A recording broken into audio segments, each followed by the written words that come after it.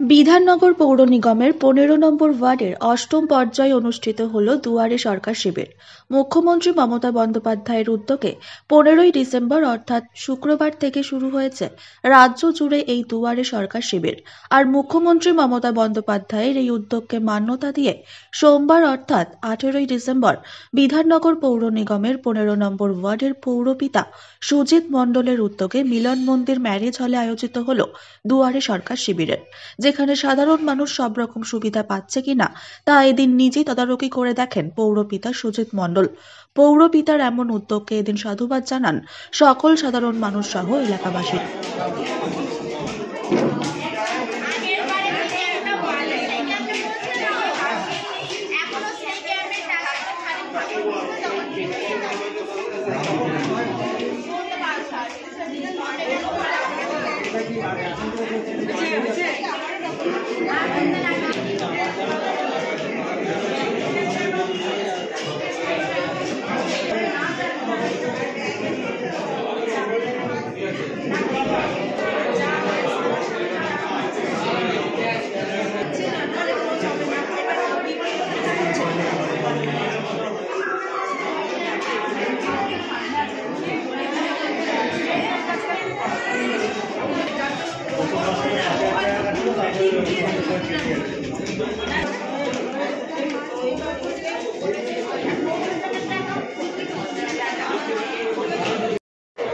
এখানে কি লক্ষ্মী ভান্ডার জমা হচ্ছে? অনেক কম জমা পড়েছে।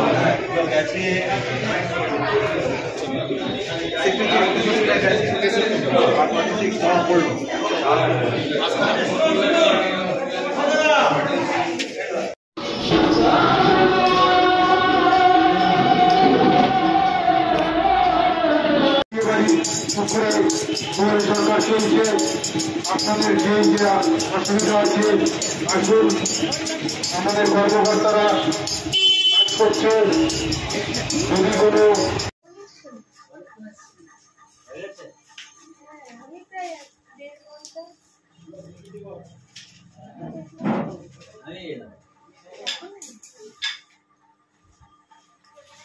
নমস্কার।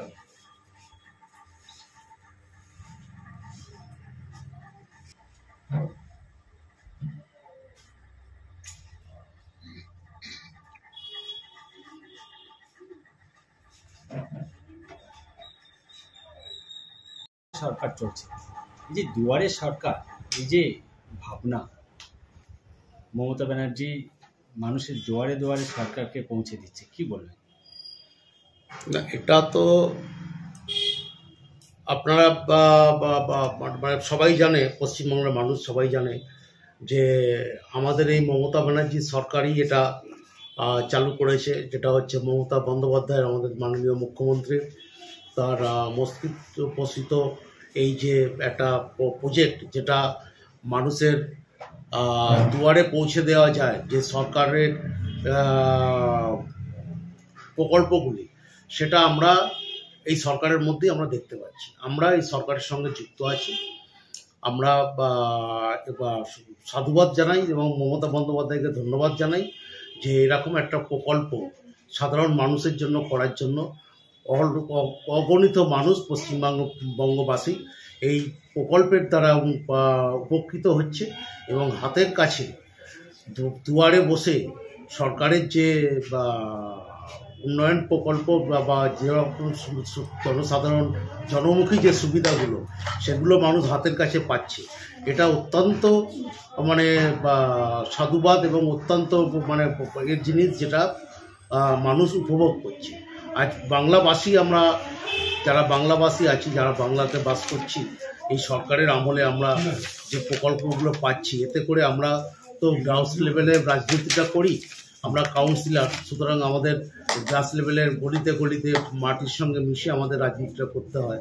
সেই জন্য আমরা প্রত্যেক বছর যেটা হচ্ছে প্রত্যেক মানুষের কাছ থেকে যেটা আমরা পাচ্ছি, যে এই সরকার যে কাজ করছে সেটার জন্য অত্যন্ত মানে সম্মানীয় এবং প্রয়োজনীয় জিনিসগুলো আমরা যেগুলো হাতের কাছে পাচ্ছি। আর সবথেকে বড় কথা হচ্ছে, আজকে ঘরের মহিলারা, মা বোনেরা বা মায়েরা কাকিমারা পিসিরা যারা এই লক্ষ্মী ভাণ্ডার থেকে বার্ধক্য ভাতা থেকে শুরু করে বিধবা ভাতা যেগুলো যা পাচ্ছে, এটা মানে খুবই ভালো ব্যাপার।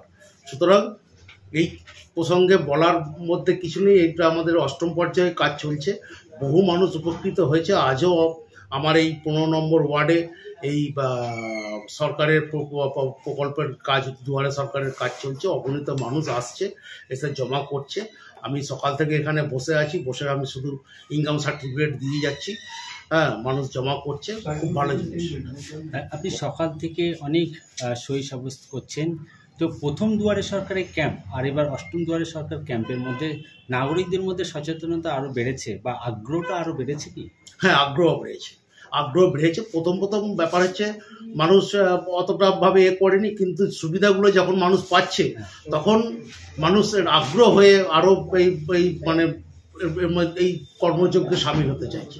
বিরোধীরা প্রথম প্রচার করছিল যে এটা ভাওতা, এটা হবে না, 2 দিন পর বন্ধ হয়ে যাবে, কিন্তু মানুষ এখন দেখছে যে না, মমতা ব্যানার্জি যে কথাটা দেয় সেটা কথা রাখার চেষ্টা করে এবং কথা রাখে।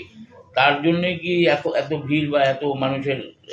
বিরোধীরা প্রচার করছে, বিরোধীরা এখন বলছে, আপনারা হয়তো শুনবেন, কয়েকদিন আগে একটা মঞ্চে বক্তব্য রাখতে গিয়ে আমাদের মাননীয় বিরোধী দলনেতা শুভেন্দু বাবু বলেছে যে আমরা আসলে নাকি 2000 টাকা করে দেব। ঠিক আছে, ঘটনা হচ্ছে আমি সেটা বলছি না গো, ঠিক আছে, ওরা আসলে 2000 টাকা করে দেবে, ঠিক আছে, কিন্তু আজকে ভারতবর্ষে প্রায় অর্ধেক রাজ্যে বিজেপি আছে। কোনো একটা রাজ্যে দেখান দেখি যে মানুষকে 500 টাকা করে দিয়েছে, মানুষকে বিনা পয়সায় স্বাস্থ্য সুবিধা দিয়েছে। স্বাস্থ্যসাথী কার্ড থেকে আজকে মানুষ 5 লাখ টাকা পর্যন্ত অপারেশন হচ্ছে স্বাস্থ্যসাথী কার্ডে। আজকে একটা রাজ্য দেখান যে রাজ্যের মহিলারা 500 টাকা পেয়েছে, যে রাজ্যে বিনামূল্যে স্বাস্থ্য পরিষেবা পেয়েছে, দেখাতে পারবেন না।